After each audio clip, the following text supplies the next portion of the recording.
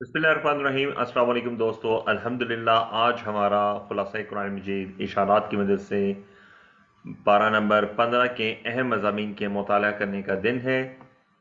जैसा कि हम सीख रहे हैं कि हर कुरान मजीद के पारों में तकरीबन 20 सफ़ात होते हैं और इसको हम 4 पाँव में तकसीम कर सकते हैं और हर सफ़े के अहम मज़ामीन को हम इशारात की मदद से सीखते हैं। कुरान मजीद के 15वें पारे में 2 सूरतें और 21 रुकू हैं। 15वें पारे का आगाज होता है सुब्हान अल्लज़ी से। 15वें पारे में मुकम्मल सूरत सूरह बनी इसराइल है जिसके 12 रुकू हैं जो कि मक्की सूरत है, और दूसरी सूरत सूरतुल कहफ के 12 में से इब्तदाई 9 रुकू इस पारे का हिस्सा हैं। सूरतुल कहफ भी मक्की सूरत है।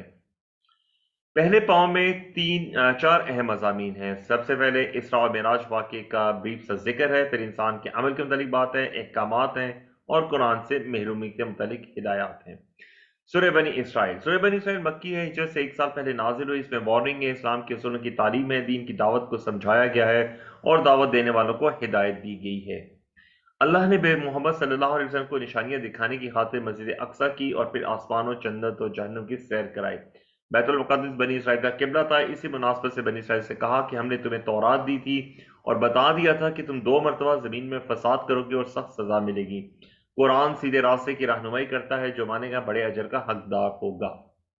इंसान का अमल उसके रजिस्टर में दर्ज है। क़यामत के दिन खुली किताब की तरह उसका अमाल नामा उसके सामने होगा। इस दिन कोई किसी का बोझ नहीं उठाएगा। जो दुनिया की खातिर मेहनत करेगा उसे दुनिया मिलेगी और आखिरत वाले को आखिरत। अहकामात एक अल्लाह की इबादत और वालिदैन के साथ हुस्न सलूक वगैरह जैसे अहम अहकामात दिए गए। कुरान से महरूमी से मुतालिक बताया गया कि कुफार के दिल और कान कुरान से महरूम कर दिए गए। वो अल्लाह वाहिद का जिक्र सुन के बिदक जाते हैं। आखिर से मुतालिक जो बात का सख्त अंदाज में जवाब दिया गया। पहले पाव के अहम मज़ामीन को आप इस तरीके से याद रख सकते हैं। दूसरे पाव में 4 अहम मज़ामीन है। अच्छी बात को, हज़रत आदम और इब्लीस का किस्सा, मुशरिकीन का प्लान, कुरान शिफा और रहमत है। अच्छी बात कहो ताकि शैतान तुम्हारे दरमियान फसाद पैदा ना कर सके। मुशरिक जिन्हें पुकारते हैं वो तकलीफ दूर नहीं कर सकते। निशानियां आ जाने के बाद इनकार की सूरत में हलाकत यकीनी है। हजरत आदम और इब्लीस के किस्से में बताया गया कि इब्लीस ने क़यामत तक अक्सर लोगों को बहकाने का वादा किया है। अल्लाह ने फरमाया, मेरे बंदों पे तेरा जोर नहीं चलेगा। तुम तकलीफ के बाद अल्लाह को पुकारते हो और तकलीफ दूर होती ही गैरुल्लाह को पुकारने लग जाते हो। क्या तुम डरते नहीं हो? मुशरिकीन का प्लान ये था कि हुज़ूर अकरम सल्लल्लाहु अलैहि वसल्लम को नाउज़ुबिल्लाह बहका दें और मक्के से बाहर निकाल दें। ए नबी, नमाजों और तहज्जुद की पाबंदी कीजिए। कुरान शिफा और रहमत है। जिन्होंने इंस मिलकर भी कुरान जैसी किताब नहीं ला सकते, इस मुआजिज़े के बाद कुफार अजीब मुतालबे करते हैं। इनका एतराज़ ये भी है कि इंसान रसूल कैसे हो सकते हैं, इंसान को मट्टी में मिल जाने के बाद कैसे उठाया जाएगा। दूसरे पाव के अहम मज़ामीन को आप इस तरीके से याद रख सकते हैं। तीसरे पाव में भी 4 चीजें हैं। हज़रत मूसा अलैहिस्सलाम को 9 निशानियां दी जाने का जिक्र। इसके बाद सूरह कहफ का आगाज होता है। सूरह कहफ में कुरान डराने और खुशखबरी सुनाने के लिए साबिक़ कहफ का वाक़या और फिर कुरान को सुनाने का जिक्र है। मूसा अलैहिस्सलाम को 9 निशानियां दी गई और फिरौन पर इन निशानियों को कुछ असर नहीं हुआ। अल्लाह ने इसे गर्क कर दिया। कुरान खास हिकमत के है थोड़ा थोड़ा करके नाजिल किया गया। नेक लोग जब इसे सुनते हैं तो सजदा में गिर पड़ते हैं, रोते हैं और कुरान को खुशबू बढ़ा देता है। इसके बाद सूरह कहफ का आगाज होता है। सूरह कहफ मक्की है। इसमें 4 किस्सों के जरिए अकायद, माल, इल्म और इक़्तिदार की आजमाइश समझाई गई है। अल्लाह ने इंसान को पैदा ही इसलिए किया कि वो देखे कौन अच्छे अमल करता है और आजमाइशों में कामयाब होता है।